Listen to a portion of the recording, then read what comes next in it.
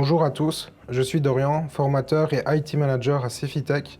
Dans cette vidéo, je vais te présenter l'installation de OBS ainsi que la configuration pour l'enregistrement de l'écran.